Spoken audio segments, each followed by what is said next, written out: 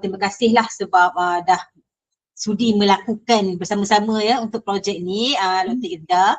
Jadi boleh tak Dr. ceritakan sejauh mana pendekatan ni praktikal untuk digunakan untuk kursus doktor, iaitu kursus apa? Teknologi elektronik.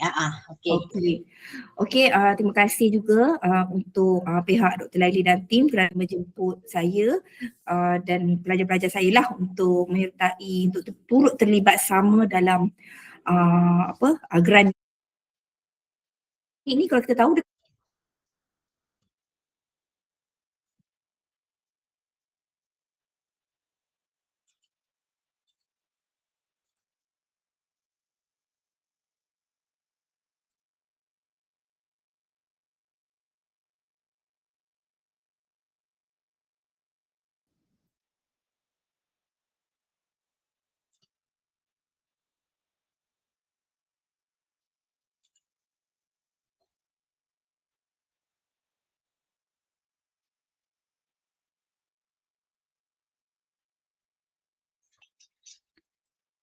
Dr. Irda?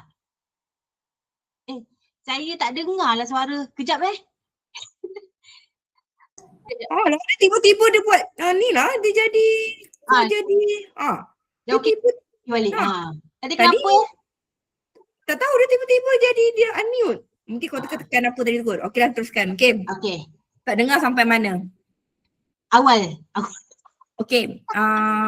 Praktikal, secara praktikal. Okey, teknologi, subjek teknologi elektronik ni kalau dekat sekolah dia adalah salah satu topik dalam silibus bagi subjek, salah satu topik dalam subjek RBT elektronik ni. Teknologi elektronik ni kita ajar tingkatan 1, 2 dan 3. Di mana tingkatan 1 kita mengenal asas fungsi dan kita melukislah juga. Bila dah tingkatan 2, kita melukis lagi dan kita menyambung secara realiti. Bila tingkatan 3, kita bangunkan satu projek yang berkaitan apa yang kita belajar daripada tingkatan 1, tingkatan 2, kita combine dan kita buat masa tingkatan 3. Okey, jadi untuk projek saya ni adalah projek kereta kawalan. Kereta kawalan ni dia memfokus kepada untuk teknologi mekatronik lah. Projek kalau di sekolah yang tingkatan 3 tu lah yang terakhir. Sebab apa? Sebab budak-budak daripada situ, pelajar saya dia akan mengenal dulu komponen, breadboard apa, sebab dalam tu komponen yang ada breadboard, ada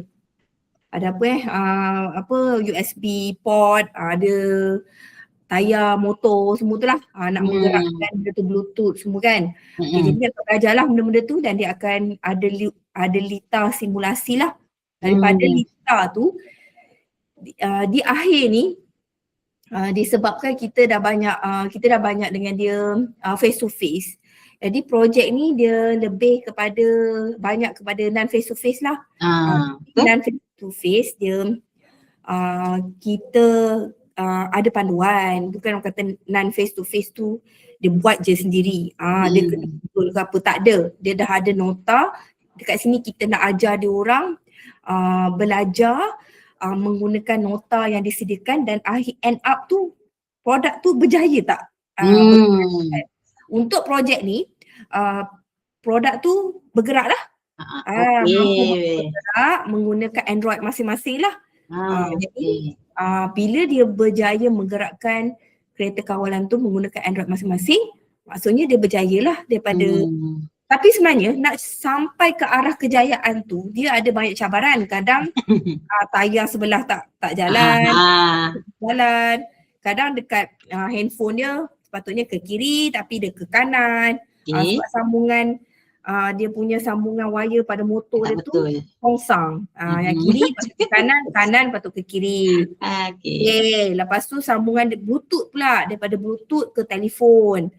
Kadang-kadang dia tak tahu macam mana nak pair budak-budak kita ni. Sebab dia orang dah biasa wifi kan, tiba kena Bluetooth. Bluetooth ni dia kaedah yang lama lah, tapi bukan lama, tapi ini adalah kaedah teknologi asas yang dia kena tahu. Kan? Ada wifi tu, kita Bluetooth. Belum infrared lagi dulu. Ya, sebab dekat Malaysia ni, kalau sekolah-sekolah pedalaman, dia masih lagi menggunakan, orang kata kalau wifi tu dia masih lagi macam nak stable cakap, lah. sukar lagi lah, Hmm. sukar lah, kita katakan macam tu lah. Jadi pada saya untuk pengajaran ni Bluetooth tu masih pendekatan yang paling sesuai digunakan lah. Sebab Bluetooth ni dia boleh je seantero mana-mana tempat pun. Sebab Maknanya melalui pendekatan CBL ni dia praktikal lah untuk yang kursus doktor ni tadi. Ya. Jadi untuk CBL tu apa tadi base learning C apa? Cooperative Challenge based learning, challenge. Okay, challenge ni mana kita terapkan challenge? Okay, challenge tu adalah dia sesama dia tau. Bila yang ni berjalan, yang ni tak berjalan. Jadi dia ada cabaran. Kenapa kereta aku tak gerak? Kereta kawan aku boleh bergerak. Sambung sama, nota aku baca yang sama. Jadi kat situ dia akan belajar macam mana nak troubleshoot tau. Okay. Solution lah, mencari solution kepada cabaran tu lah. Dia mencari solution. Kadang-kadang wire ni tak fungsi. Ni dia test satu-satu komponen tu. Dia belajar menguji setiap komponen tu. Kalau tak dia sambung je, dia tak tahu mana satu positif, mana satu negatif. Main Lego apa.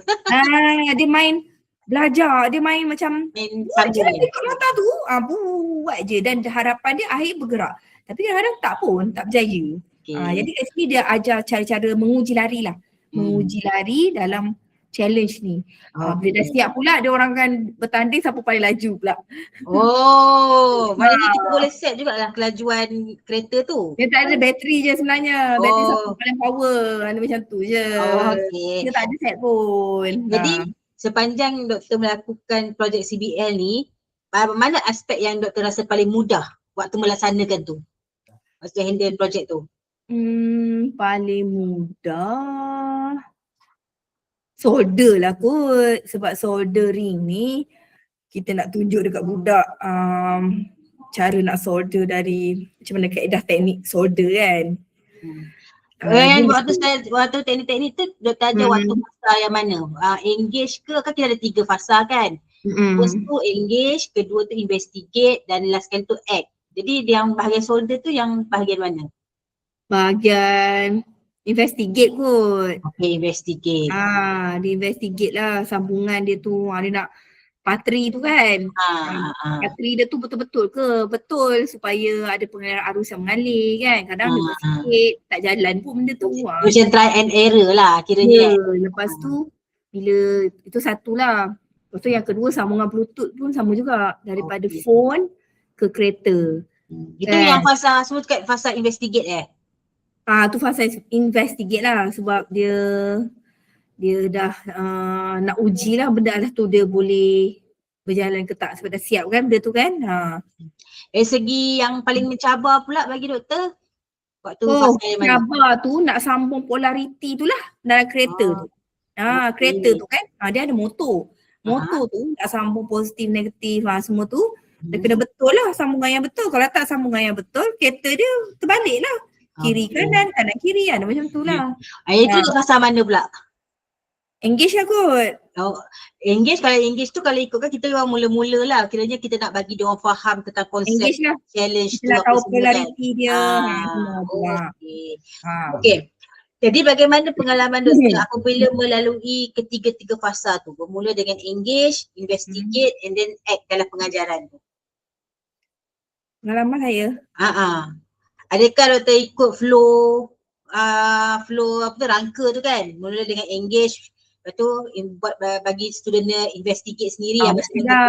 Saya engage dulu.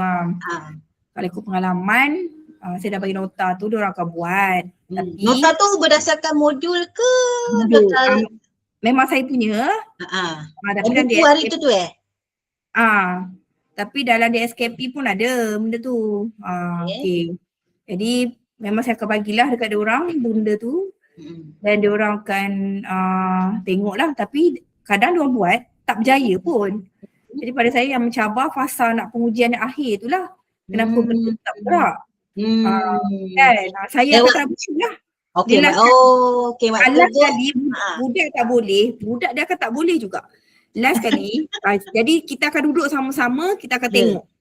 Dan saya akan buka balik nota, kita tengok balik, okay sambungan Bluetooth ni macam ni, betul tak? Kita akan check. By group ke tu seseorang? Seseorang. Dia memang akan ada grouping 3 orang tapi tiga-tiga tu dia akan datang share dengan kita. Faham. Maknanya waktu last kali waktu act tu maknanya ada sesi kiranya orang kata maklum balas lah, feedback, bagi maklum balas betul tak salah macam tu lah mentoring. Ya, kalau tak dia orang tak tahu apa dia orang salah, dia orang tak nampak kan.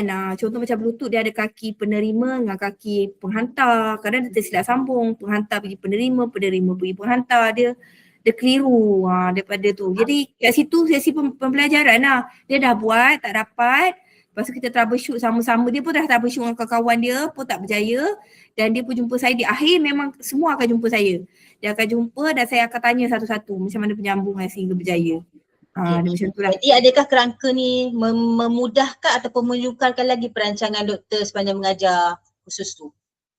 Mudahlah kan. Kita pun tahu kita ada banyak kekangan tugas kan, tapi kita nak sampaikan pengajaran yang betul lah sebab kita kena tahu sebab saya punya pelajar ni keluar dia akan menjadi guru tau. Nanti dia nak sampaikan ilmu kat sekolah tu, kalau kita tak ajar, tak pandu dia dengan betul, dia akan jadi lain pula kan. Macam tu. Tapi ini konsep saya lah, macam kita dah ajar dia dengan baik, tapi kalau dia masih lagi orang kata tak kadang-kadang sambil lewa kan, ambil mudah, terpulang kat dia lah. Yang penting kita dah ajar dia dengan baik lah. Pada saya dan itu pun dah ikut flow kan, maknanya dia kena macam nak investigate and then dia akan ikut flow yang daripada kerangka tu lah Okay. Jadi macam doktor kata tadi lah, macam dari segi kekangan masa kita, beban kerja kita kan. Jadi macam mana pendekatan CBL ni dapat mempengaruhi pengalaman mengajar doktor ni? Cepatlah sikit. Cepatlah. So kita ada flow kot.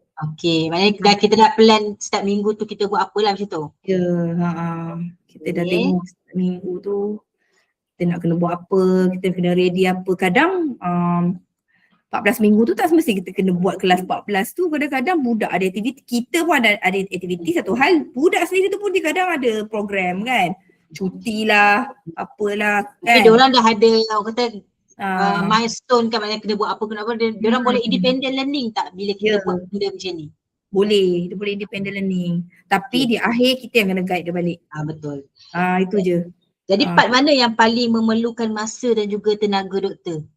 Masa saya nak investigate tu lah, yang last tu.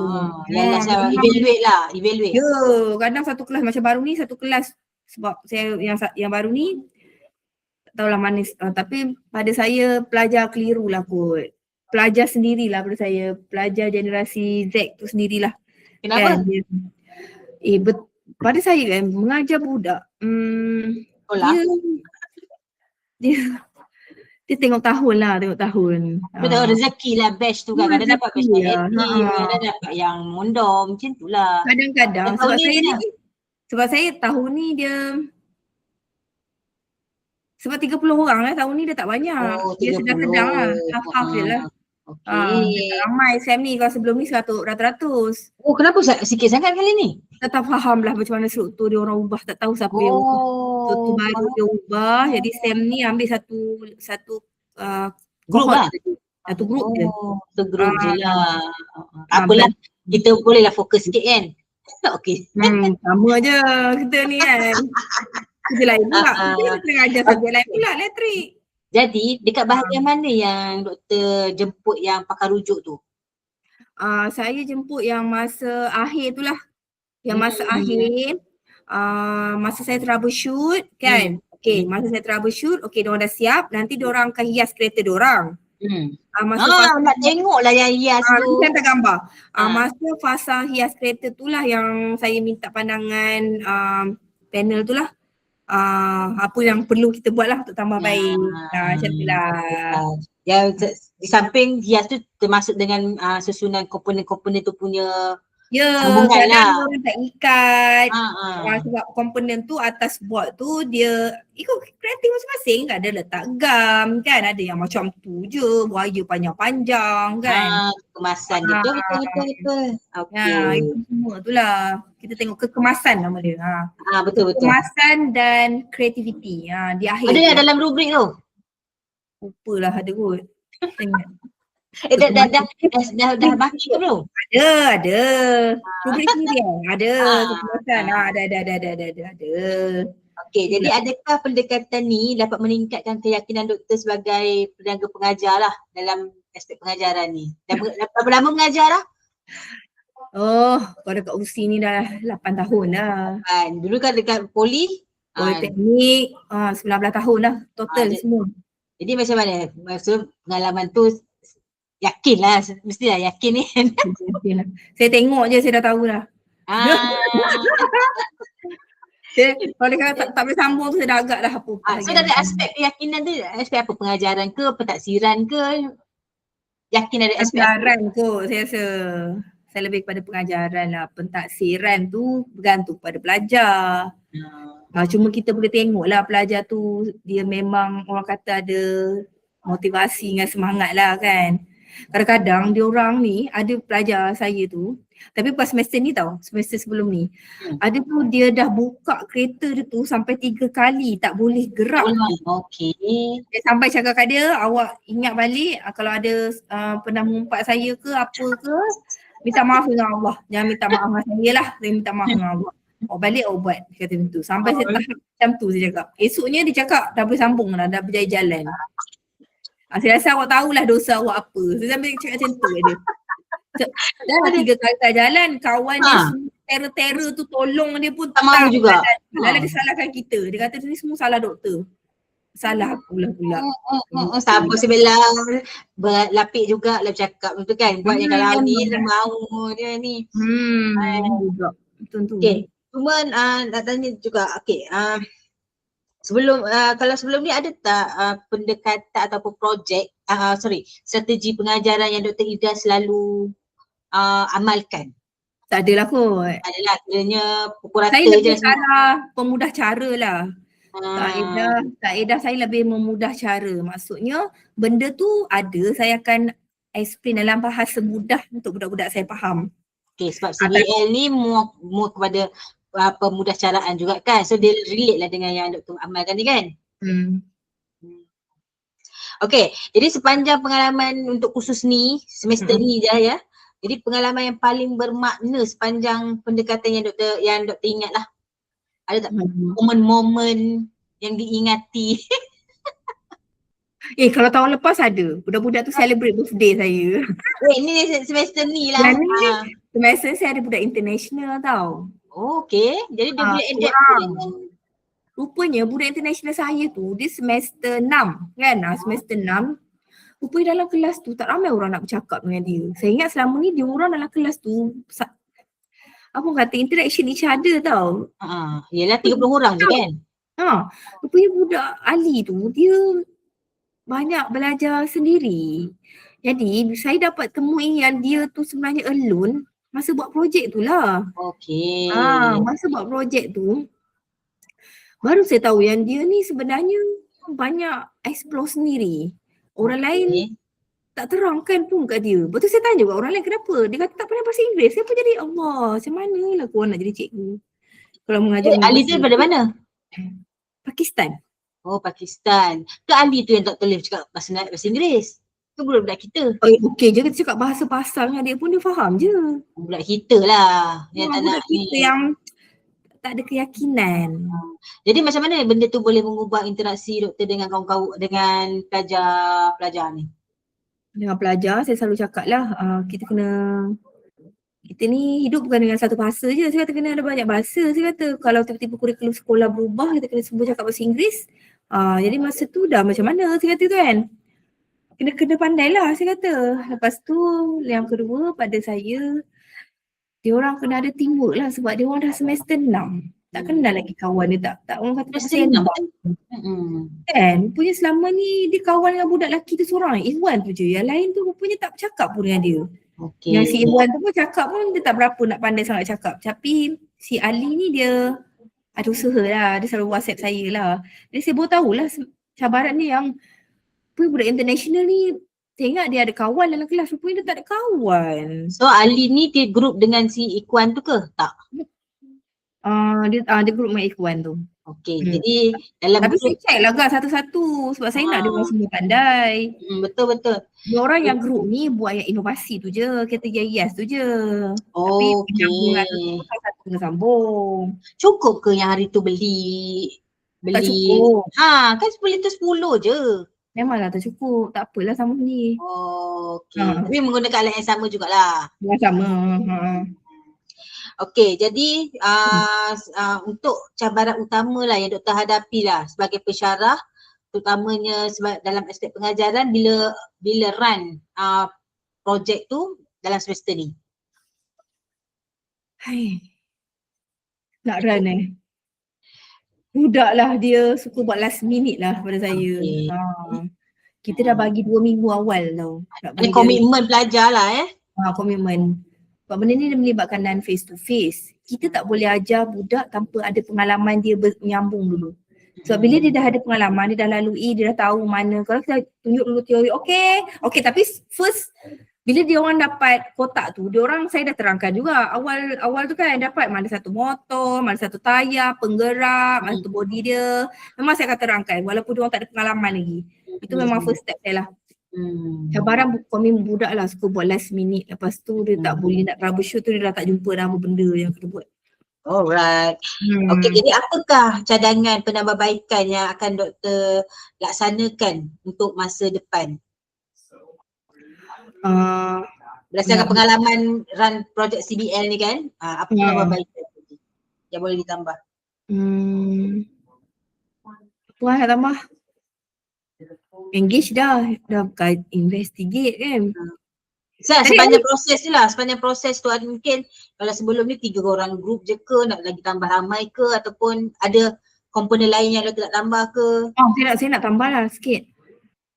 Tak tahulah kalau nak tambah, yang ada ni pun budak ni kan. Cuma mungkin kalau ada bajet lah kan. Saya nak tambah daripada 2 tayar tu jadi 4 tayar lah bagi dia nampak sendiri pertambahan kos tu. Bila 2 tayar, 1 penggerak, kita guna 2 motor. Bolehlah dapat 100 satu tu. Tapi nanti kalau bila tambah lagi 2 tayar, bateri akan bertambah. Mungkin semua dia tambah. Tak, saya nak tunjukkan budak yang bila bertambah benda tu dari aspek komponen dalam pengajaran lah kot kan. Okay. Dia orang suka bertanya-tanya kenapa tak 4 tayar. Sedangkan saya buat benda tu nak bagi jimat. Kalau tak nanti bayar lagi mahal kan. Diorang kena invest bagi duit juga kan untuk beli barang? Ke tak ada? Pakai duit fakulti je? Tak ada, fakulti tak ada bajet. Namun tu dia orang punya, jadi hak milik dia orang. Okay. Lepas tu duit akan masuk fakulti lah 10% macam biasa lah. Faham. Okay, jadi secara overallnya adakah pendekatan projek CBL ni sesuai untuk diperluaskan kepada pensyarah ataupun khusus lain kat opsi ni?